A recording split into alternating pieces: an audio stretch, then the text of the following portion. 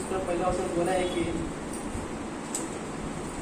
लूका समाचार 23 अध्याय 34 वचन। तब यीशु ने कहा कि पिता इन्हें क्षमा कर, क्योंकि नहीं जानते कि क्या कर रहे हैं। तब यीशु मसीह ने परमेश्वर से कहा कि इन्हें क्षमा कर, क्योंकि जानते हैं कि क्या कर रहे हैं। मगर हमें प्रभु जी ने हमें संभाला कि हमें उसके राह में चलना चाहिए, उसके राह में चलना चाहिए और उसकी सहायता में रहना चाहिए और पाप से दूर रहना चाहिए।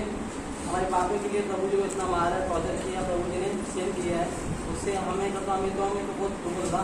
प्रभु जी तो महान है और परमेश्वर है, जीवन का जल है, उससे बड़ा तो कोई नहीं है। प्रभु जी बहुत अद्भुत कार्य है, उसके सब वो जीवन में एक अद्भुत रीति से हमें बनाया है। प्रभु जी ने हमें संभाला है। अब दुश्मनों को हमें माफ करना चाहिए। हमें जो डांटते हैं हमें जो डांटते बड़े तो हमें उनको क्षमा नहीं करते। प्रभु जी इतना महान है कि हमें क्षमा करते हैं, जो भी गलती करते हैं तो प्रभु जी क्षमा करते हैं। और यीशु ने पिता को क्यों क्षमा करने बोला? क्योंकि क्षमा है जो स्वर्गीय पिता से आती है, परमेश्वर सबको क्षमा कर रहा है और क्षमा करना ही परमेश्वर का अच्छा है। प्रभु जी को बहुत रीति से पीटा गया था, प्रभु जी को कांटों के मुकुट पहनाए गए थे और मारे थे, टोर्चर थे प्रभु जी को, कीड़े से में उस पर मारे थे प्रभु जी को। और साथ में 2 और थे, उसके साथ में 2 थे, छोटे लोग भी थे। उन्होंने बोला कि प्रभु जी आपको बहुत कुछ पाप किए, आपको क्यों ये सजा मिल रही है? प्रभु ने बोला कि प्रभु जी ने बोला कि ऐसा नहीं,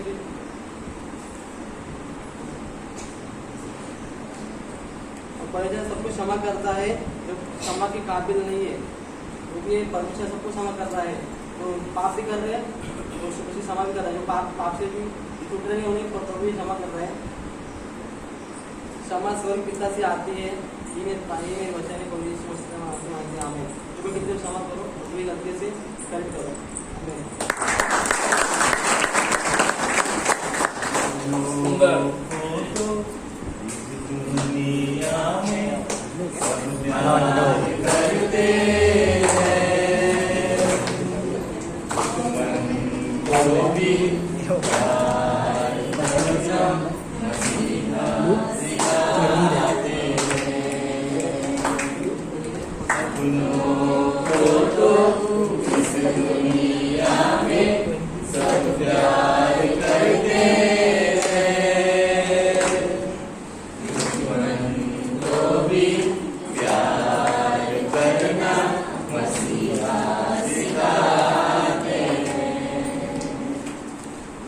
दुनिया में एक दूसरे को क्षमा मत करो, इसलिए ये धर्म वाला वो ये भाग जाए। लेकिन जीसस क्रिश्चियन एक ही है, सबको प्यार कर, भेदभाव नहीं।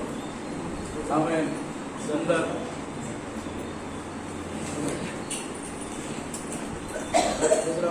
यीशु मसीह ने क्रॉस पर कहा हुआ दूसरा वचन में बताओ, जॉन 22 चैप्टर 43 वर्सेस। उसने उससे कहा, मैं तुझसे सच कहता हूँ कि तू आज ही तू मेरे साथ स्वर्गलोक में होगा। इसने किससे कहा? परमेश्वर ने जो उनके साथ 2 जन थे उसमें चढ़ाए हुए, जिनको सजा मिल रही थी, उनको कहा। उसने से पहले चोट में परमेश्वर से कहा, अगर आप सच में प्रभु यीशु मसीह हो तो खुद को बचाओ और मुझे भी बचाओ। ये बात सुनकर दूसरा चोर कहता है, इन्हें तो हमारे पापों की सजा मिल रही है, ये तो निर्दोष है, इन्होंने कुछ पाप नहीं किया, कुछ नहीं किया। तो उसी वक्त वो पश्चाताप करके परमेश्वर से माफी मांगता है सच्चे दिल से, हे प्रभु मुझे माफ कर दे, जब तेरा राज जाएगा तो मुझे याद करना। ये बात से हमें ये सीख मिलती है कि हम किसी से भी कुछ भी गुस्सा हो तो उसे माफ कर देना चाहिए, चाहे वो बड़ा हो या छोटा हो।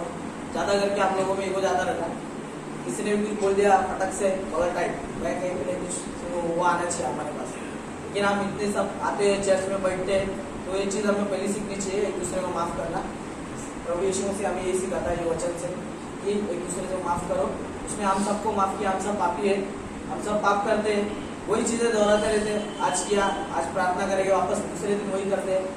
तो क्या है, वो चीज़ हमें बंद करके प्रभु यीशु मसीह में आके उन्हें माफ़ी मांग के सब कबूल करना चाहिए। गाल पर कोई मारे जो चाटा, दूसरा गाल देना।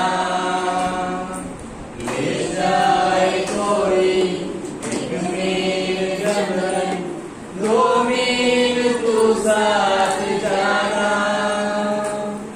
एक गाल पर कोई मारे जो चाटा, दूसरा गाल देना। ले जाए कोई एक मील जबरन, 2 मील तू साथ जाना। अपनों को तो अपना सब कुछ सब लोग देते हैं, गैरों पर भी सब कुछ लुटाना मसीहा सिखाते हैं। फिर जो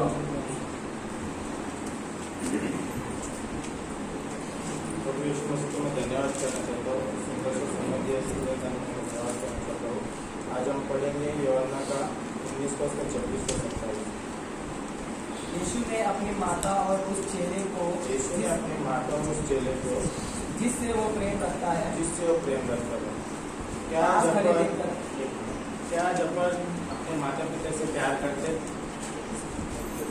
चाहिए, क्योंकि जब भी परमेश्वर ने उसकी माता और पिता को उसने प्यार किया, वैसे ही अपने को एक रिस्पॉन्सिबिलिटी अपने माता पिता से अपन प्यार करना चाहिए। और आगे बढ़िए। पास खड़े देखकर अपनी माता से कहा, अपने माता से कहा, हे नारी, हे नारी, देख देख ये तेरी पुत्र है। ये तेरी पुत्र है। तब उस चेले से कहा, ये तेरी माता है। ये तेरी माता है। और उस समय से वो चेले उसे अपने घर ले गए। उसे अपने घर ले गए। इसमें अपने को पहला टॉपिक तो अपने को एक प्यार मिलता है। जैसे कि अपने एक झगड़ा कुछ होता है तो अपने आजू बाजू के अड़ोस पड़ोस में, तो अपने को अपनी माँ देखती तो अपने को सहन नहीं होता वो झगड़ा। तो अपनी माँ क्या बोलती है वो चीज में कि झगड़ा मत करो। फिर भी परमेश्वर ने सूली पे इतने कठिन से उनको सूली पे चढ़ाया, फिर भी उसकी माँ उसको देख के फिर भी वो सहन कर पा रही है। अपनी माँ रहती तो उसको मारने के लिए भी आगे जाती थी, फिर भी अपनी माँ यीशु मसीह ने मरियम ने उस चीज नहीं किया, उस प्यार को दिया, उस रिस्पॉन्सिबिलिटी को निभाया। और उस चेले ने उसका प्रभु यीशु मसीह ने जो बोला था उसका जिम्मेदारी पूरा निभाया और उसका रिलेशन अच्छा रखा। फिर उसका जो प्यार है उसने अच्छी रीति से पूरा निभाया। वैसे ही अपने माता पिता को अपन भी पूरा देखभाल और सम्मान रखना चाहिए। आजकल अपन घर पे कभी कभी कुछ माँ बोलेगी, वो चीज के लिए अपन सुनते हैं, अरे बापरे जा तू, मैं नहीं सुनेगा। वैसा नहीं करना चाहिए। हमको अपने को अच्छी तरह से घर का रिस्पॉन्सिबिलिटी संभालना चाहिए। घर पे जो होता है उसको देखभाल करना चाहिए। फिर उसके बाद में जो कुछ घर पे परिस्थिति हो रहा है उसके अनुसार हमें चलना चाहिए। तो इस वचन पाठ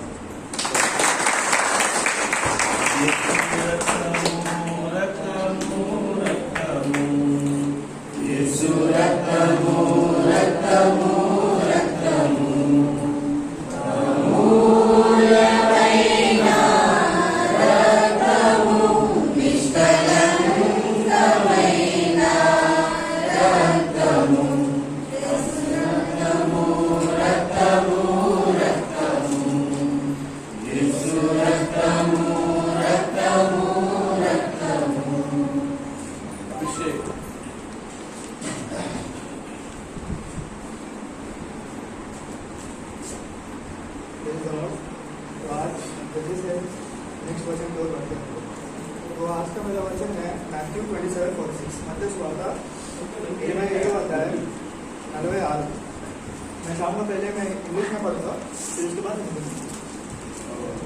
Now from the 6th hour until the 9th hour there was darkness all over the land, and about the 9th hour Jesus cried out with a loud voice, saying, Eli, Eli, lama sabachthani, that is, my God, why have you forsaken me? तीसरे पहर के निकट यीशु ने बड़े शब्द से पुकार कर कहा, एली एली लामा सबक्तानी, अर्थात हे मेरे परमेश्वर तूने मुझे क्यों छोड़ दिया। अभी हमने पहले वचन में देखा, जैसे आरुण ने हमको बताया, कि प्रभु यीशु जब उस क्रूस पर थे, जब उनको कील मारा जा रहा था, तभी उन्होंने प्रे किया कि हे मेरे पिता इन्हें क्षमा कर। लेकिन जब हम लोग यहाँ पे पढ़ते हैं तो अचानक से प्रभु यीशु बोल रहे हैं कि मेरे परमेश्वर बोल रहे हैं। तो ऐसा क्या हुआ वहाँ पे कि परमेश्वर यीशु अपने पिता को परमेश्वर करके पुकारा। तो उससे हमने 45 वर्ष में पढ़ा कि वहाँ पे तीसरे 6 आवर मतलब 3 बजे दोपहर को वहाँ पूरा अंधकार छा गया था। तो उसका कारण क्या था? तो हम लोग 2 कोरिन्थियंस 5 और उसके 21 वर्ष में देखेंगे। 2 कोरिन्थियंस इसका 5th चैप्टर 21 वर्ष में। मैं जो पाप से अज्ञात था उसी को उसने हमारे लिए पाप ठहराया कि हम उसमें होकर परमेश्वर की धार्मिकता बन जाए। इंग्लिश में पढ़ूंगा। For he made him who knew no sin to be sin for us, that we might become the righteousness of God in him. तो परमेश्वर ने यीशु प्रभु को उस क्रूस पर हमारे लिए हमारे सब पापों को, हमारे सब जो भी श्राप है, हमारे जो भी दुख, हमारे जो भी बीमारियां है, सब उसने उस पे डाला ताकि हम उसमें नियति से जी सके, उसके नाम से हम जी सके। अभी हम लोग देखेंगे हिब्रूज का 10वां अध्याय और 10वां वचन। मैं इंग्लिश में पढ़ूंगा फिर हिंदी में। By that we have been sanctified through the offering of the body of Jesus Christ once for all. उसी इच्छा से हम यीशु मसीह के देह के एक ही बार बलिदान चढ़ाए जाने के द्वारा पवित्र किए गए हैं। यहाँ पे वचन बोल रहा है हमसे कि वहाँ पे परमेश्वर ने यीशु प्रभु पे हमारे सारे पाप, हमारे सारे श्राप को उसके शरीर पर डाल के हमारे जो भी पाप है उसको एक ही बार में खत्म कर दिया, ताकि हम लोग उसमें नियति से जी सके और हमारे ऊपर उसका कोई भी जजमेंट या कोई शिक्षा उस पर हम पे ना आए।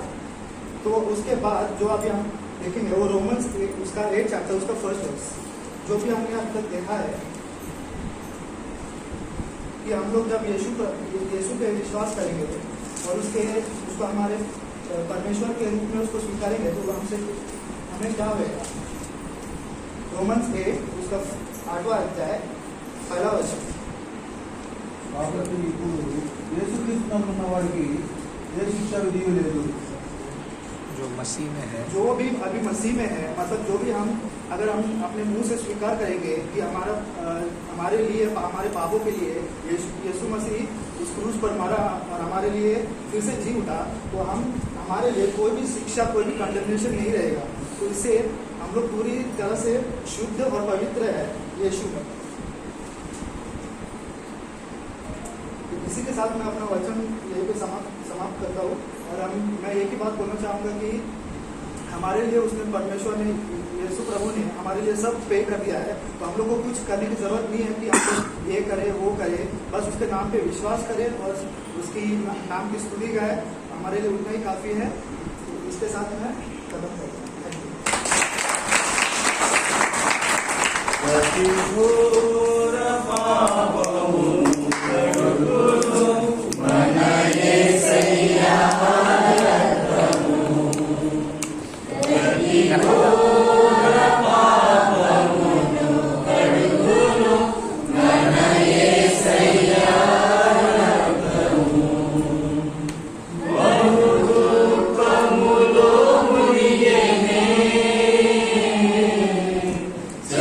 Jamakarata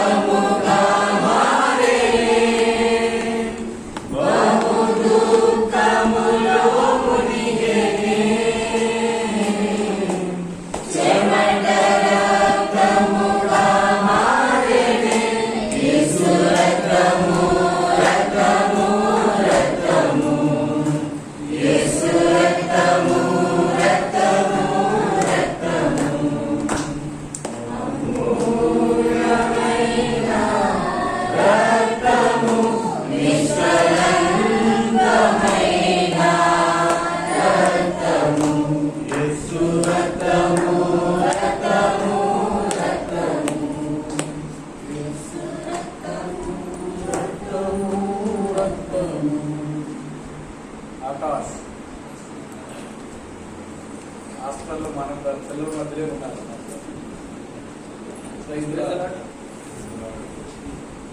परमेश्वर जब उस पर थे उन्होंने 7 बातें बताए थे, तो 7 में से मैं 5वां वचन बता रहा हूँ. John chapter 19 verse 28. मैं पढ़ता हूँ. इसके बाद यीशु ने यह जानकर कि अब सब कुछ हो चुका, इसीलिए कि पवित्र शास्त्र की बात पूरी हो, कहा, मैं प्यासा हूँ. यहाँ पे परमेश्वर ने कहा मैं प्यासा हूँ. क्या आपको लगता है कि परमेश्वर को यीशु मसीह को पानी की प्यास थी, जो कि खुद एक पवित्र जल है, उससे कैसा प्यास लग सकता है पानी की? बस तो क्या लगता है आपको, क्या चीज़ की प्यास हो सकती है? पानी की, कोल्ड ड्रिंक्स वो तो नहीं थे. तो पिता परमेश्वर को यीशु मसीह को हमारी प्यास थी. आमीन. वो चाहते थे कि हम बदले, मतलब उनके मार्ग में चले. तो वो कितने महान है, वो हमारे लिए उस पर बलिदान दिए. उन्होंने हमारे लिए मार खाया, हमारे पापों के लिए. तो यीशु मसीह ये कहते हैं कि मेरे बच्चे मेरे ऐसे चले, मेरे मार्ग में चले, मेरी प्रार्थना करें, मेरी आराधना करें, उनको दुगना आशीर्वाद दूंगा. क्योंकि खुद एक पवित्र जल है, तो उन्हें कैसे मतलब. तो यहाँ पे जॉन 10 में भी कहा है, जॉन चैप्टर 4 वर्स 10 में कहा है. तो वहाँ पे एक बात अच्छी बात बताया पड़ेंगे.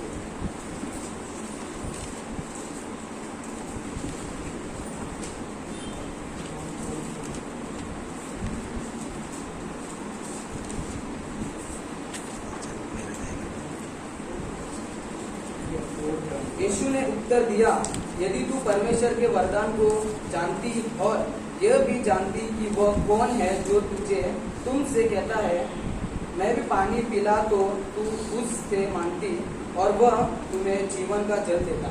तो एक दिन मतलब पिता परमेश्वर एक किनारे के पास बैठे थे, एक कुएं के पास बैठे थे. तो वहाँ पे एक नारी आई थी पानी भरने के लिए. तो वो नारी को परमेश्वर कहता है कि मुझे थोड़ा जल पिलाओ. तो वो नारी कहती है कि आप मनुष्य ने आपको कैसे जल पिलाओ. तो पिता परमेश्वर ने उससे कहा कि यदि तू मुझसे मांगते तो मैं तुझे जीवन का जल देगा, जिससे तू आनंद जीवन पाती है. तो हम परमेश्वर हम यीशु मसीह के प्यास को कैसे बुझा सकते हैं? उनके वचन को बांटना, उनको वचन के बांटना, उनके आगे में चलना. तो मैं यही करना चाहता हूँ कि हम उनके आराधना करें, उनके चर्च में आए, गाना गाए. तो ये मेरे वचन. गहरे प्यार से तूने प्यार किया, गहरे प्यार से तूने प्यार किया, माँ से गहरा है प्यार तेरा, माँ से गहरा है प्यार तेरा. धन्य है, सर्वश्रेष्ठ है, तेरे जैसा नहीं और कोई. तू धन्य है, सर्वश्रेष्ठ है, तेरे जैसा नहीं और कोई.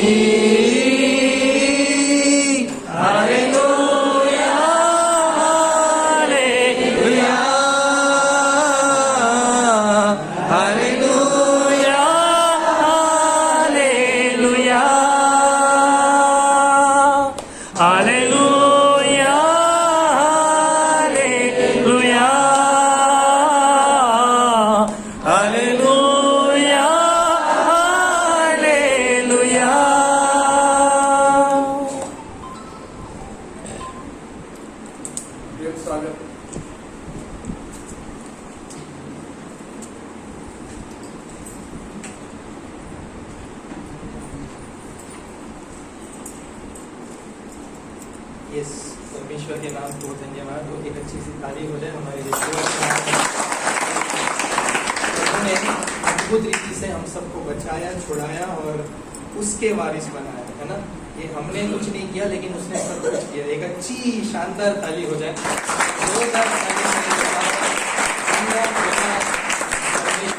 प्रभु का धन्यवाद है. प्रभु ने अद्भुत रीति से अपनी इच्छाओं को पूरा करते हुए हमारी कलीसिया पे अपनी मेहरबानी को रखा है. ज़्यादा टाइम नहीं लेते हुए जल्दी से हम लोग वचन पे आएंगे। यस, उसी का छठवां वचन, जो छठवां सेंटेंस है जो यीशु मसीह ने क्रूस पर कहा, फिर से एक बार उसी को पढ़ेंगे। जॉन 19 चैप्टर, उसका 30। जब यीशु ने वो सिरका लिया, जब यीशु ने वह सिरका लिया, कौन सा सिरका? जो अभी आकाश ने बोला कि वो प्यासा था तो उसको सिरका दिलाया, और जैसे ही उसने वो सिरका लिया, आगे तो कहा पूरा हुआ, पूरा हुआ, और सिर झुकाकर प्राण त्याग किया। और सिर झुकाकर प्राण त्याग किया। पूरा हुआ, समाप्त मैंने, it is finished, it is finished. क्या पूरा हुआ? यीशु मसीह का लास्ट सेंटेंस है। बाद में एक और चीज बोलता है, वो क्रूस पर लटकते हुए इतनी धूप में यीशु मसीह, जिंदा खुदा का बेटा, बादशाह, पूरा हुआ बोल रहा है। जब दुनिया भी बना रहा था ना, तभी भी नहीं बोला कि पूरा हुआ। ये अच्छा है बोला, लेकिन पूरा हुआ नहीं बोला। यहां पे यीशु मसीह क्रूस पर लटक कर बोल रहे हैं कि पूरा हुआ। क्या पूरा हुआ? आए क्यों थे? क्या मकसद से आए थे? उस चीज को हम लोग देखेंगे। ज्यादा टाइम नहीं लूंगा मैं, फटाफट वचन में जाएंगे, जल्दी बाइबल निकालेंगे। John 6 chapter 38 verse. शॉर्ट में मैं बताऊंगा 2 से 3 मिनट में कि क्या पूरा हुआ। इसके ऊपर बताने जाऊंगा तो बहुत टाइम लगेगा, और मैं वाकई में प्रभु का धन्यवाद करता हूँ कि प्रभु ने हमारी इस मंडली पे आज के इस उपस्थिति में अपनी पवित्र आत्मा से भरकर प्रभु काम कर रहा है। Yes, John 6 chapter 38 verse. मैं अपनी मर्जी को करने के लिए यहाँ पे नहीं आया हूँ। यीशु मसीह बोल रहे हैं, क्या बोल रहे हैं? कि मैं किस लिए आया हूँ? मैं अपनी मर्जी को करने के लिए यहाँ पे नहीं आया हूँ, लेकिन जिसने मुझको भेजा है उसकी इच्छा को पूरा करने के लिए आया हूँ। एक अच्छी ताली हो। मैं अपनी मर्जी को पूरा करने के लिए यहाँ नहीं आया हूँ, लेकिन जिसने मेरे को भेजा है, जिसने मुझको भेजा है, उसकी इच्छा को पूरा करने के लिए आया हूँ। इसलिए यीशु मसीह क्रूस पर लटकते हुए बोल रहे हैं, पूरा हुआ। क्या इच्छा थी, क्या मर्जी थी उसके पिता की, जिसने उसको भेजा इस दुनिया में? वो सरेआम बोल रहे कि मैं अपनी मर्जी करने के लिए नहीं आया हूँ, जो मेरे मन में है वो करने के लिए नहीं आया हूँ, लेकिन जिसने मुझे भेजा है इस दुनिया में उसकी इच्छा को पूरा करने के लिए आया। तो क्या उसकी इच्छा है, और ये कर क्या रहे बाप बेटों का, ये चल क्या रहा है, ये गेम क्या चल रहा है, इस चीज को देखेंगे। चलो, जॉन 5 चैप्टर 17 वर्स। యోహాను సువార్త 5వ అధ్యాయము 17వ వచనం కదా। జాన్ 5।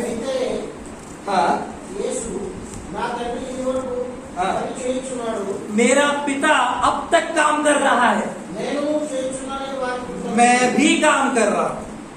पहले बोलता है कि मैं अपनी मर्जी को पूरा करने के लिए नहीं आया, लेकिन जिसने मुझे भेजा उसको पूरा करने के लिए आया, उसकी इच्छा को पूरा करने के लिए आया हूं। और अब यहाँ पे बोल रहा है कि मेरा पिता अब तक काम कर रहा है। दुनिया को बनाने वाला, 6 दिन में सृष्टि रचने वाला अब तक काम कर रहा है। उसने काम वहां पे करके एक दिन आराम किया, वो खेल नहीं था, अब तक काम कर रहा है।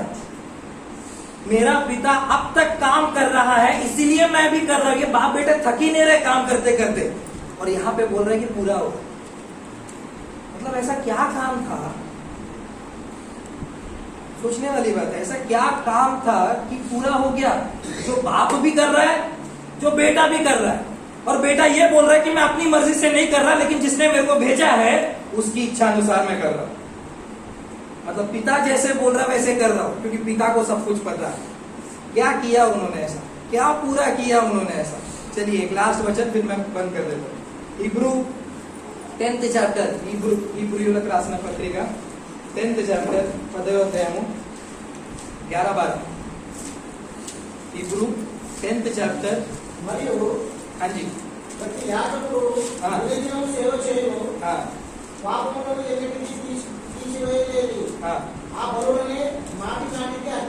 माटी माटी के अर्पिंचुचुंडेनु, इसी को हिंदी में पढ़ेंगे तो।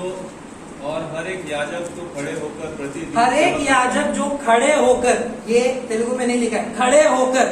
खड़े रहना मतलब कुछ काम करना होता है, बैठना मतलब आराम करना होता है।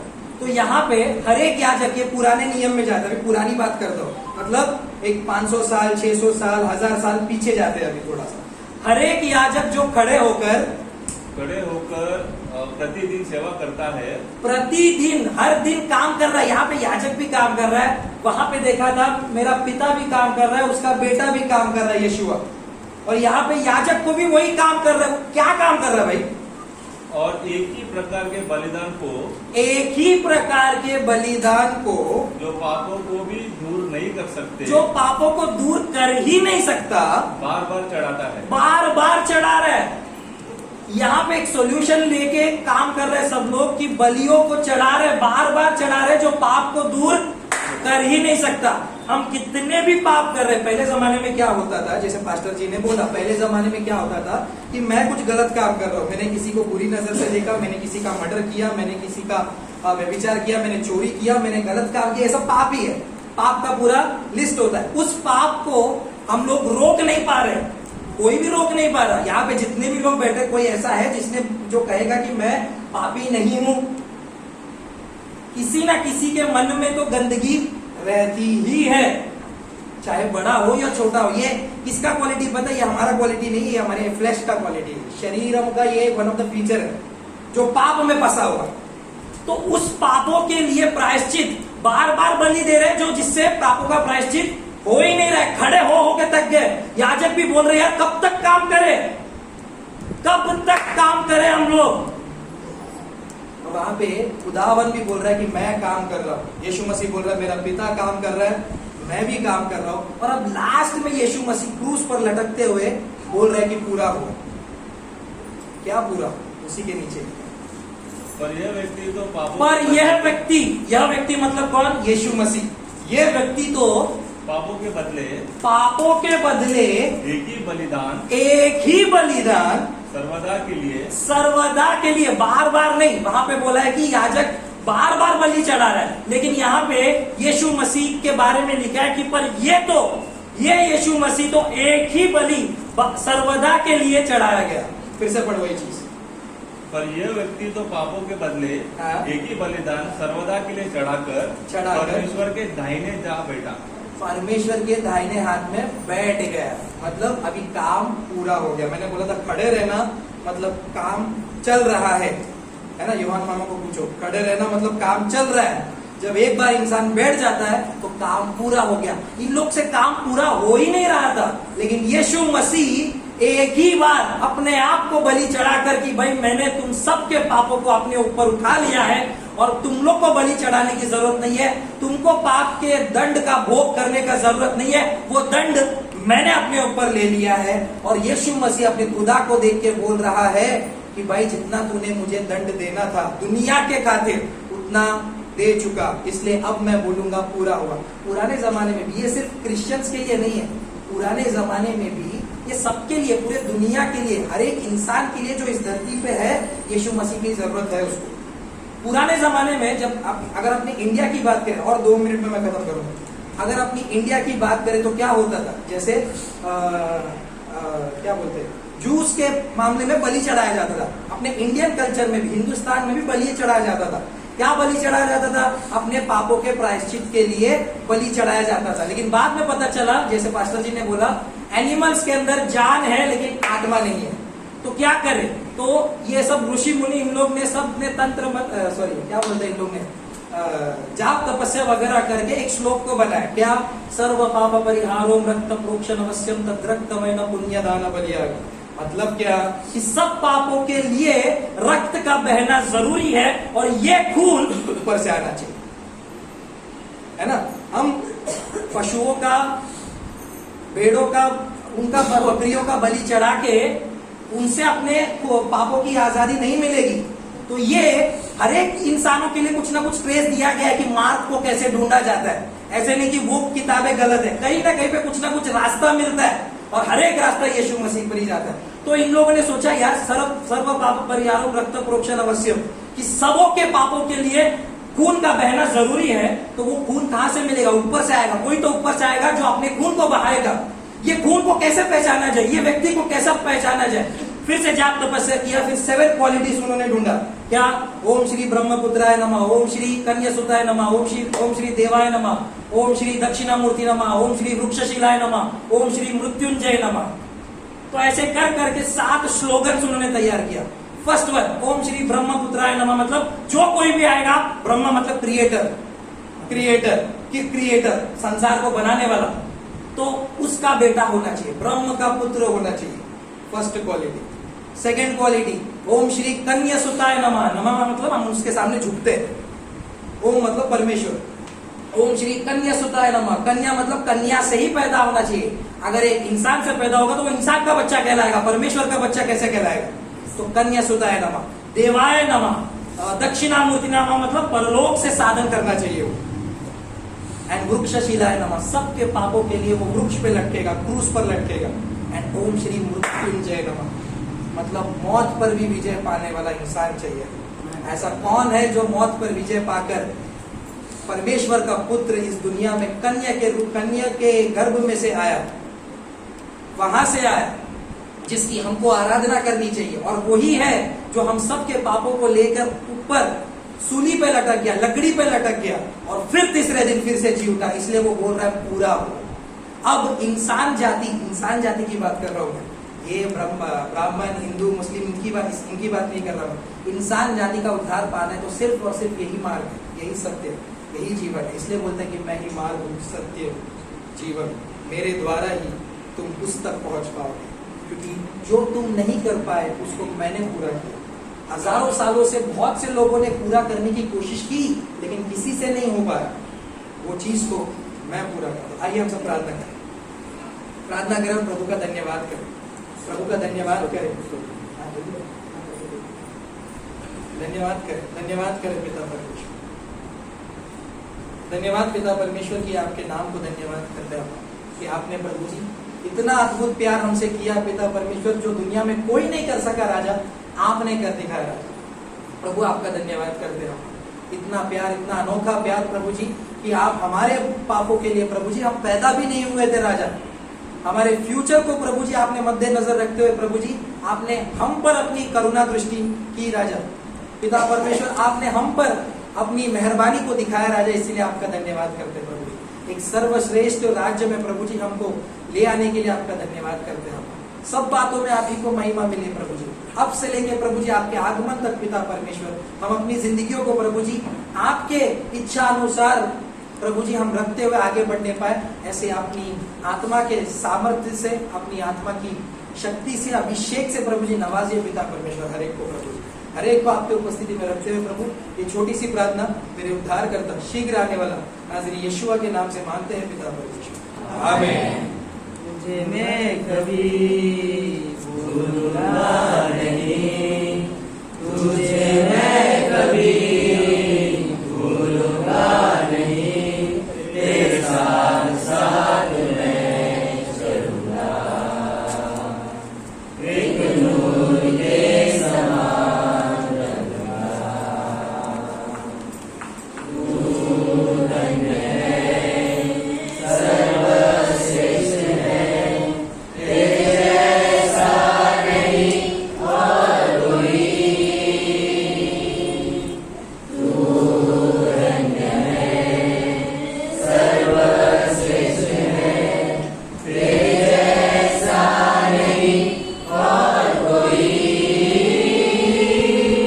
हालेलुया, हालेलुया, हालेलुया,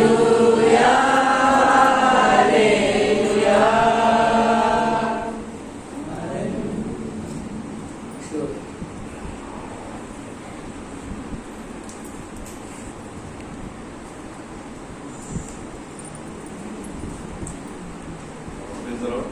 तो हम आखिरी वचन की तरफ बढ़ते हैं।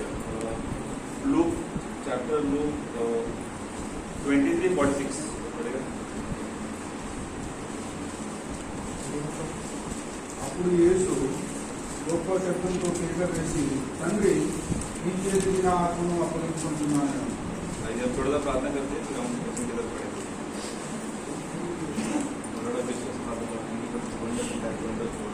Lord, thank you for giving us the time to meditate on the word, Lord, to stand on the cross, Lord. As you said, Lord, to commit us to the Lord. Lord, thank you for this blessing, Lord. You gave me this and was whispered a redeem us in, Lord. Thank you, Lord. Please teach us to commit our spirit to you, Lord, and we can look forward to your ask the most precious gift of Jesus Christ. Amen. जैसे कि हमारे ये जो 6 वचन पढ़ा, तो ये 3-12 ये 6 घंटा जब सुनने पे चढ़ाया तो सुबह 9 बजे 9 बजे से लेके 3 बजे तक, तो ये 3 बजे तक ये 7 वचन परमेश्वर ने बोला। तो उसमें स्टार्टिंग जो 3 वचन जो है, 3 वचन अपने आसपास के लोगों के लिए है और 3 वचन अपने पिता से बात करता है और एक वचन पूरी दुनिया को डिक्लेरेशन दे रहा है। तो जो अपने आसपास के लोगों से बोल रहा है, सबसे पहला तो अपने जो बाजू में चोर है उससे बात कर रहा है, सेकेंड अपनी माँ से बात करता है और तीसरा कि मैं प्यासा हूँ उनको बता रहा है, और जो बाकी 3 है अपने पिता से बात कर रहा है, फादर फॉरगिव देम, इन्हें क्षमा कर। Second my Lord why did you forsake मी, क्यों मुझे मेरे साथ क्यों छोड़ दिया, और लास्ट में ये जो कमिट माय स्पिरिट, और एक है लास्ट डिक्लेयर, पूरी दुनिया को डिक्लेयर कर रहा है इट इज फिनिश। एक डिक्लेरेशन हो गया कि जो काम करने आया वो मैं डिक्लेयर कर रहा हूँ इट्स फिनिश, टेटलेस्टॉय लास्ट ग्रीक वर्ड है तो होता है। तो ये परमेश्वर ने जब उनको पकड़ा, जब सोल्जर्स ने रोमन ने जब उनको पकड़ा तो 12 घंटे में जब से पकड़ा और उनका जो न्याय होने तक 6 बार कोर्ट में घुमाए, यहाँ से वहाँ से यहाँ से वहाँ 6 बार। तो ऐसा कभी होता नहीं है, कोई विक्टिम है कोई कोर्ट में जा रहा है तो एक ही बार जाते हैं और उसका जजमेंट हो जाता है, लेकिन एक को 6 तो जो 12 घंटे में 6 बार यहाँ वहाँ उनको घुमाया गया। और सेकेंड चीज, वो टाइम में जजमेंट रात को कभी नहीं होता, कोर्ट में भी जाए रात को कोर्ट चालू नहीं रहता है, लेकिन परमेश्वर को जो जजमेंट हुआ वो रात को हुआ, ठीक है। और कोई जो विक्टिम होता है उसका एक लॉयर होता है, एडवोकेट होता है, उनको चांस मिलता है बात करने के लिए, लेकिन परमेश्वर को कभी चांस दिया ही नहीं, चांस दिया तो भी लिया नहीं, क्योंकि उसको पता है क्या हो रहा है करके, ऑलरेडी फिक्स है। तो ये फिर से हम ये वर्ड पे आते हैं लूक 23:46 पे, फिर से कोई रीड करेगा। और यीशु ने बड़े शब्द से पुकार कर कहा, हे पिता, मैं अपनी आत्मा तेरे हाथ में सौंपता हूँ, और यह कहकर प्राण छोड़ दिया। ठीक है, तो एग्जैक्ट 3 बजे परमेश्वर ने अपने अब्राहम को त्याग किया। वो टाइम पे हेरोद के जमाना में डेली 3 बजे एक बलि होता था और परमेश्वर भी बराबर 3 बजे अपनी सांस छोड़ दी। तो ये एक जो वचन है ये पूरा हुआ यहाँ पे। तो ये सेम चीज हम साम्स में भी देखते हैं, Sam's 31 chapter 5th verse.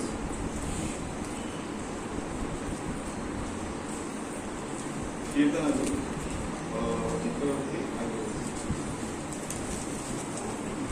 Same चीज 5वां, నీవు నా బాధను సృష్టించి నా ఆత్మను నీ చేతికి అప్పగించున్నాను, యెహోవా సత్యదేవ, నన్ను విమోచించువాడవు నీవే। ये सेम चीज है, सेम चीज जो बोल रहा है, सेम चीज हम साम्स में भी देखते हैं। तो यहाँ पे इतना उन्होंने अत्याचार किया, इतना टॉर्चर किया, ठीक है। तो बाद में परमेश्वर बोल रहा है कि इन्हें क्षमा कर, इन्हें पता नहीं। एक्चुअली जो लोग वहाँ पे है उन्हें एक्चुअली पता नहीं क्या हो रहा है, उनको लग रहा है हम कर रहे हैं, लेकिन ये ऑटोमेटिक सब हो रहा है, ऑलरेडी प्री प्लान्ड स्क्रिप्टेड है। तो ये उनको लग रहा है हम कर रहे हैं, लेकिन ऑलरेडी ये पूरा प्लान्ड है कि इसलिए उनको पता नहीं कि लोग क्या कर रहे हैं, इसलिए क्षमा मांग रहे हैं। और अगर हम ये भी देखते हैं, स्टार्टिंग में हे पिता होता है, फिर थोड़ा आगे आते आते माय लॉर्ड अच्छा होता है, हे परमेश्वर, क्यों? क्योंकि पिता से शुरू हुआ, बीच में आते आते परमेश्वर कैसे बन गया, फिर लास्ट में आते आते फिर से पिता। जो स्टार्टिंग में पिता था, जैसे जैसे नीचे आए, क्योंकि वो पापी था, तो परमेश्वर, अगर आप जहाँ पे पाप है, परमेश्वर का जो बॉन्ड है वो कट हो जाता है, इसलिए परमेश्वर बोला। फिर उसके बाद जैसे बोला इट इज फिनिश, मतलब सारा काम हो गया है, तब फिर से पिता मेरा हाथ सौंपता हूँ करके उन्होंने बोला। तो परमेश्वर ने अपने जो ये एग्जाम्पल किया है कि जैसे कि जो स्पिरिट है, अपनी आत्मा जो है हमें परमेश्वर को देना है। एक्चुअली हम क्या कर रहे हैं, अपनी जो आत्मा है, जो स्पिरिट है, हम परमेश्वर को नहीं दे रहे, हम किसी और चीज को दे रहे हैं। ये हम देखेंगे रोमन्स 6th chapter 13 किसको दे रहे हैं हम स्पिरिट अपने? हिंदी में पढ़े तो याद है। पहले तेलुगु बोले फिर हिंदी में మీ అవయవములను భూమికి సదనములుగా బాగున్నకు అప్పగించుడి అయితే మృతుల నుండి సజీవులనుకుని మిమ్మల్ని మీరే దేవునికి అప్పగించుకున్నది మీ అవయవములను तो हम जो है हमारा स्पिरिट परमेश्वर को देना चाहिए, हम पाप को दे रहे हैं। देखिए परमेश्वर ने एक अच्छा एग्जांपल दिया कि कमिटमेंट और स्पिरिट परमेश्वर दे रहा है, तो हम परमेश्वर को देने के बजाय हम पाप में अपना स्पिरिट दे रहे हैं। तो ये हमें जो अपने जो स्पिरिट है जैसे परमेश्वर ने दिया, एक एग्जांपल सेट करिए अपने लिए, तो अपने को भी जो भी अपना जो स्पिरिट है, अपने हाथ में अपने बॉडी है, सब कुछ अपने परमेश्वर के लिए अपने को त्याग मतलब उनको दे देना है।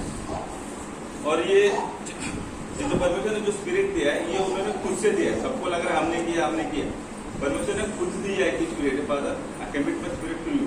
ये भी इसका भी हम देख सकते हैं जॉन 10th chapter 17-18। पिता इसलिए मुझसे प्रेम रखता है कि मैं अपने प्राण देता हूँ कि उसे फिर ले लूँ। कोई मुझसे चिंता नहीं, वरना मैं उसे अपने ही देता हूँ। मुझे उसके देने का अधिकार है और उस फिर लेने में भी अधिकार है। ये आज्ञा मेरे पिता से मुझे मिली है। हाँ, इस प्रभु यीशु मसीह को अपना प्राण देने का उसी को अधिकार है, वो दे भी हो सकता है और ले भी हो ही सकता है, उसी को ही सारे जो भी अधिकार है उसके पास ही है। और परमेश्वर ने हम सबको बचाने के लिए अकेला क्रूस पर मर गया। तो ये एक्चुअली ये बोल सकते हैं कि ये मर्डर है या फिर ये कोई सुसाइड है। ये मर्डर भी नहीं है, सुसाइड भी नहीं है, ये एक सैक्रिफाइस है। परमेश्वर ने अपने सारे पापों के लिए एक सैक्रिफाइस किया। एक स्टोरी पढ़ा था एक्चुअली मलेशिया में, 2 साल पहले जब मलेशिया में ब्रिटिशर जब उधर राज कर रहे थे, तो वो टाइम उन्होंने एक ब्रिज बांधने का प्लान किया।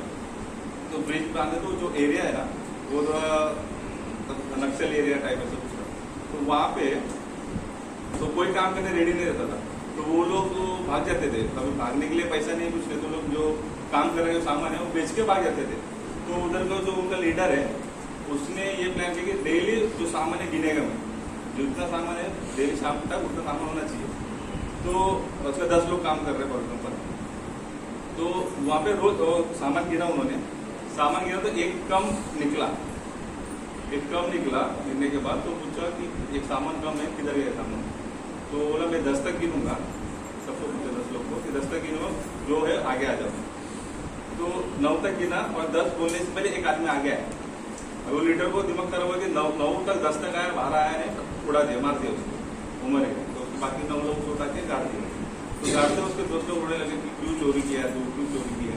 तो लोग कहते क्या जरूरत पड़ा चोरी करना, रो रहे उसको गाड़ने के बाद। तो लीडर फिर से आया, एक काम करो फिर से गिनो करके 4 बार 10 बार गिना, कुछ कम नहीं था। उन्होंने एक्चुअली गलती किया था गिनते हुए। तो ये क्यों आ गया है? आगे क्यों आया ये मरने के लिए? कि बाकी 9 लोगों को बचाने के लिए ये आगे आ गया है। तो ये सेम चीज परमेश्वर अपने सबको बचाने के लिए ये अकेला आ गया है। ठीक है, ये अपना एक मैसेज है। तो परमेश्वर का प्यार इतना है कि हमारे पापों के लिए परमेश्वर ने पूरा अपनी जान दे दिया। तो इसी तरह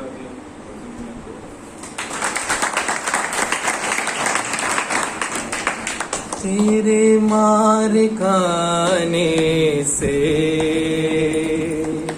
यीशु मैंने शिफा पाई है,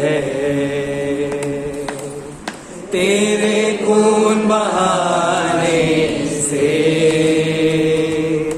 मिली मुझको रिहाई है, तेरे मार खाने से यीशु मैंने शिफा पाई है, तेरे खून बहाने से मिली मुझको रिहाई है।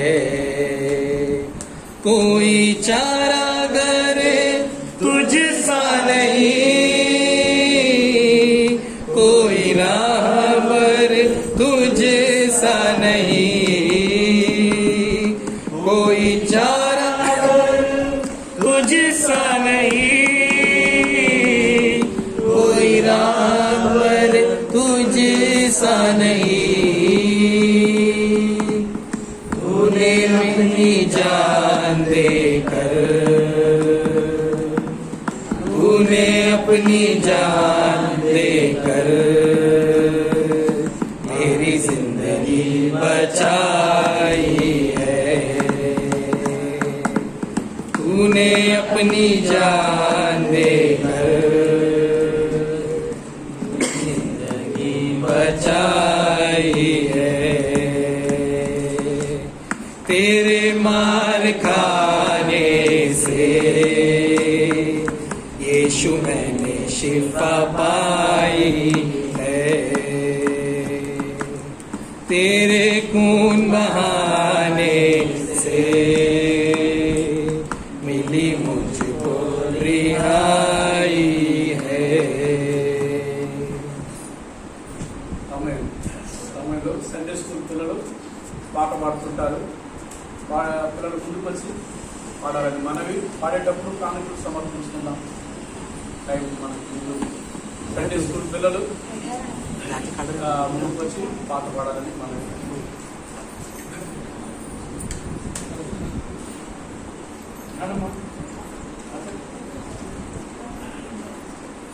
जॉन आजा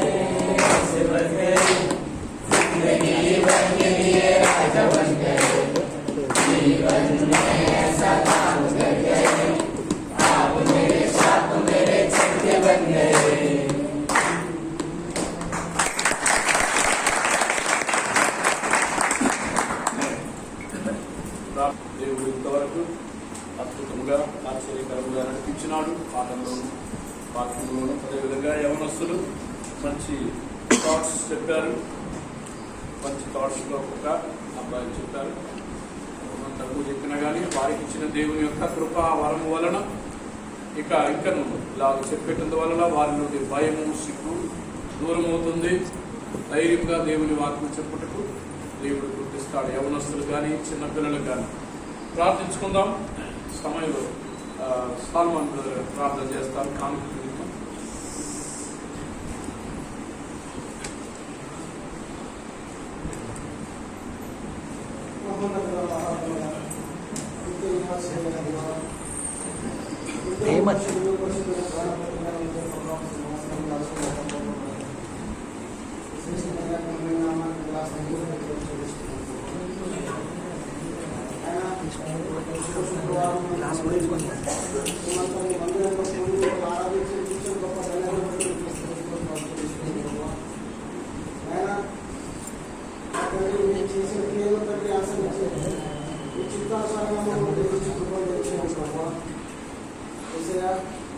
మా జీవితాలను ఎక్కాలు పెట్టుకుంటున్నాం ప్రభావ. ఆయన మీ రాత్రి కుటుంబంలో సిద్ధపరచండి తండ్రి. పాటల ద్వారా మా తండ్రి వాక్యం ద్వారా తండ్రి అవకాశం ఇచ్చారు తండ్రి. వాళ్ళకి కాల్పి ప్రార్థిస్తున్నాం తండ్రి. ఇచ్చిన ప్రతి చేయండి మా తండ్రి. వందలు వేయి తరగతి ఆశీర్వదించారు ప్రభావ. మా రోజు నాలో తండ్రి ఇంకా తండ్రి ధారాళంగా ఇచ్చిన మిమ్మల్ని మహిమపరచకుండా తెచ్చింది. వచ్చిన ప్రతి వీడియోని ఆశీర్వదించండి ఆయన. వేరే గొప్పగా తండ్రి మమ్మల్ని వాడకూడదని కోరుకుంటున్నాం ప్రభావ. తండ్రి సాక్షులుగా జీవిస్తూ సేవకులు వాడుకుంటూ తెచ్చింది ఆయన. తండ్రి మరొకసారి మీద కూర్చుని మిమ్మల్ని ఆరాధించకపోతే మీ కాలంలో తెచ్చింది. సెలవులో మా కోసం ప్రాణం పెట్టి యేసు క్రీస్తు పరిశుద్ధ దేవుడి వందనాలు. సమయంలో రేపు దినం బాప్తిస్మ కార్యక్రమాలు జరుగుతున్నాయి కాబట్టి దాని గురించి సమయం స్థలం సాగర్ ప్రకటన చేస్తాడు. తర్వాత మన ఆఖరి ప్రార్థన చేసుకుంటాం. వివరములు బాప్తిస్మ తీసుకునే దేవుడు సమయానికి రావాలి. అరుడికి ఏమో ఎగ్జామ్ ఉందంటే మరి ఆయన కొరకు 1 గంట తర్వాత కూడా ఇద్దాం. అయితే స్థలము సమయం వివరముల గురించి परमेश्वर का धन्यवाद हो कि प्रभु ने इस दिन में हम सबको बचाए रखा और इस आराधना में प्रभु अपनी आत्मा के जरिए इस पूरे आराधना को अपनी अगुवाई में चलाए. इसलिए प्रभु का ही धन्यवाद करते हुए अच्छी सी ताली बजाएंगे. जितना हम लोग धन्यवाद दें उतना कम है. तो प्रभु का ही धन्यवाद हो. और विशेष रीति से सारे यूथ के लिए भी एक अच्छी सी ताली बजाएंगे. ऐसे शक्ल देखने मिले जो कभी मतलब एक्सपेक्टेड नहीं था. तो फिर से एक बार अच्छी सी ताली हो जाए. तो इनके लिए प्रार्थना में जरूर रखिएगा. सारे यूथ के लिए मैं हमेशा बोलता हूँ यूथ के लिए प्रार्थना में जरूर रखिएगा. यूथ ही है जो मतलब सारे कामों को अगर आगे लेके जाए तो बहुत अद्भुत रीति से प्रभु के राज्य में अद्भुत रीति से काम कर सकते हैं. वरना काम वो करेंगे या तो यहाँ करेंगे या तो बाहर करेंगे क्योंकि परमेश्वर ने उनको ताकत दी है. तो ये एज में कहीं ना कहीं पे तो कुछ ना कुछ करेंगे. तो हमारी प्रार्थना ये होनी चाहिए कि प्रभु के भवन में प्रभु के राज्य में वो अपना योगदान दें. तो निरंतर उनके लिए प्रार्थना कीजिएगा. और जिन जिन के पास मतलब लास्ट ईयर कैरल्स में जो अपने अपने घर में अवेलेबल नहीं थे तो उनके लिए हम लोग वो ऑफरिंग बॉक्स कैलेंडर और प्रेयर ऑयल लाए हैं. तो मैं चाहूँगा पास्टर जी के हाथों से वो हम लोग दे दें. पहले सबसे पहले रायल जी को आगे आएंगे तो पास्टर जी के हाथों से ऑफरिंग बॉक्स जो क्रिसमस का गिफ्ट होता है कैलेंडर और प्रेयर कोई भी आ जाइए.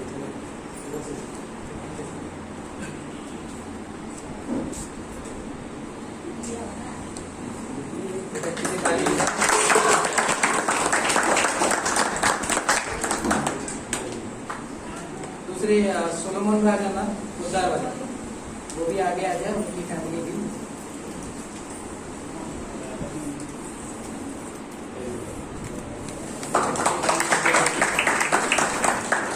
और तीसरे हमारे थॉमस जी बेलमनी वाले आगे आ जाए.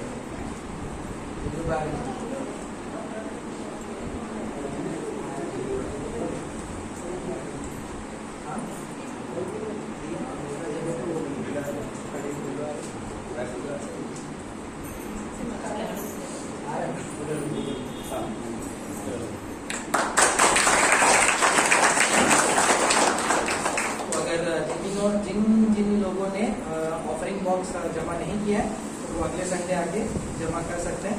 जिन जिनको प्रेयर ऑयल अभी भी हमारे पास एक्स्ट्रा है, तो अगर जिनको ज़रूरत है तो है स्पेयर में है, कुछ हमने ऐसे ही रखा है, तो आप आगे ले सकते हैं, बात कर सकते हैं। और कल के दिन में बैप्टिज्म होगा, हम लोग फिर से जाके उनको एक बार रिक्वेस्ट करेंगे थोड़ा सा टाइमिंग चेंज का, तो क्योंकि आर का एग्जाम है, तो एक बार जाके बात करेंगे। लेकिन जो स्पॉट रहेगा वो वही रहेगा, चर्च ऑफ नाजरीन, दीपाली पार्क में, वेस्ट में दीपाली पार्क, शाश्वत पार्क, सब आजू बाजू में ही है, Green Woods, Mohan Green Woods के बाजू में।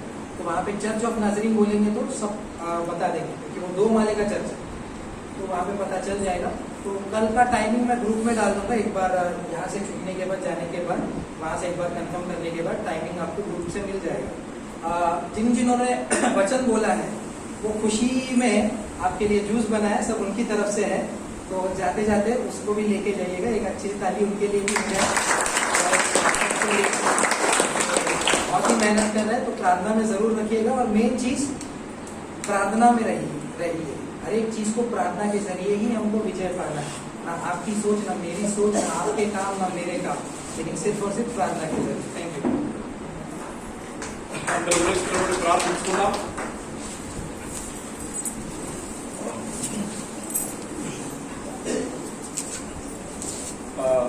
राफेल डोंड अने एक व्यक्ति तो बहुत बीमार है, नया दोस्त, उनके लिए भी हम लोग मिलकर प्रार्थना करेंगे. ఆయన కొరకు కూడా ప్రార్థించుకుందాం. దేవుడు ఇంతవరకు అద్భుత రీతిగా ఆశ్చర్యకరముగా నడిపించినందుకై వందనాలు చెల్లించుకుంటూ మనందరం ప్రార్థించుకొని ఆశీర్వాదాలు చెప్పుకుందాం. జీవము గల తండ్రి, ప్రేమ గల దేవా, పరిశుద్ధుడా, మీకే వందనాలు, స్తుతి స్తోత్రాలు, ఘనత మహిమ మీకే చెల్లిస్తున్నామయ్యా. ఎదుగు యొక్క సమయం తండ్రి, మీ యొక్క తండ్రి కల్వారి శిలువ ధ్యానించుకున్నట్టుగా మాకు కృపించినందుకే వందనాలు ప్రభా. లోకమంతయు కూడా ఈ దినాన్ని ప్రభా ఆస్వాదించుండగా, అయా కల్వారి శిలువలు మీరు చేసిన త్యాగము, మీరు చూపిన ప్రేమను, నా తండ్రి మీరు చేసిన మహాఘన కార్యములు తండ్రి, మానవ జాతి రక్షణ కొరకైన శిలువ యాగము, శిలువ త్యాగము వలన ప్రభా, ఇదిగో మాకు తండ్రి సచ్చిన వారమై, మా పాపములో సచ్చిన వారమై ఉండగా క్రీస్తు రక్తము ద్వారాగా మమ్మల్ని క్షమించి విడిపించి అబ్బా తండ్రిని పిలుచుటకు పుత్రుని దత్తు పుత్రాత్మను మాకు ఇచ్చినందుకే వందనాలు. మీ ప్రేమ అపారమైనది ప్రభా. ఆ ప్రేమను పొందుటకు మమ్మను అర్హులుగా చేసినందుకే స్తోత్రాలు. వచ్చిన ప్రతి ఒక్క బిడ్డను దీవించి ఆశీర్వదించండి నాయన. ఇంకెవరైతే రాలేదో, ఏ కారణం వల్ల రాలేదో మాకైతే తెలియదు ప్రభా. ఇలాగూ ప్రతి దినం, ప్రతి సమయం, ప్రతి వారం మీ సన్నిధిలో కలిసి ఐక్యత ప్రేమలో మేము ముందు కొనసాగే కృప దయచేయండి నాయన. వాక్యము తండ్రి చెప్పిన యవనస్తులు దీవించండి. ఇంకను ప్రభా వారిలో ఆత్మశక్తితో నింపండి, ఆశీర్వదించండి. విశేషంగా తండ్రి రెఫెల్ డోండ్ అనే వ్యక్తిని గురించి ప్రార్థిస్తున్నాం నాయన. ఆయన శరీరంలో ఏ బాధ బలైనతో మాకైతే తెలియదు, ప్రార్థనను కోరి ఉన్నాము తండ్రి, కోరి ఉన్నారు ప్రభా. ఇదిగో మేము సంఘముగా ఏక మనస్సు కలిగి ఆ సహోదరునికే ప్రార్థిస్తున్నాం. యేసుక్రీస్తు నామములో ఇప్పుడే స్వస్థత కలుగును గాక. అది ఎంత బాధ అయినను, ఎంత సమస్య అయినను, డాక్టర్ వలన కాని బాధ అయినను, యేసుక్రీస్తు నామములో సంపూర్ణ స్వస్థత కలుగును గాక. అదేవిధంగా రెబెక్కా అనే సహోదరి గురించి, అందరిలో కరోనా వల్ల బాధింపబడిన ఆ సహోదరి గురించి కూడా ప్రార్థిస్తున్నాం. అయా బిడ్డను కూడా మీరు ముట్టండి, స్వస్థపరచండి. ఎవరైతే అనారోగ్య బాధ బలహీనతలున్నారో యేసుక్రీస్తు నామములో కల్వారి శిలువ రక్తములో కడిగి శుద్ధీకరించి స్వస్థపరచమని వేడుకుంటున్నాం. आए सभी का आशीष दे प्रभु, आज का आशीषों से भर दीजिए. धन्यवाद सब बातों के लिए. యేసు క్రీస్తు పరిశుద్ధ నామములో వేడుకుంటున్నాము తండ్రి. మన ప్రభు రక్షకుడైన యేసు క్రీస్తు కృప, తండ్రి ప్రేమ, పరిశుద్ధాత్మ దేవుని యొక్క అన్యోన్య సహవాసం కూడి వచ్చిన దైవులందరికీ, రాలేక వెనుకబడిపోయిన వారి, దూర ప్రదేశాలలో ఉన్న మన సహోదరి సహోదరులకు, వారి కుటుంబమును సదాకాలము తోడైండి నడిపించును గాక.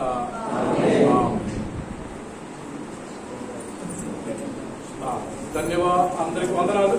అలాగే కూర్చోండి, ఒక 5 నిమిషాలు మీకు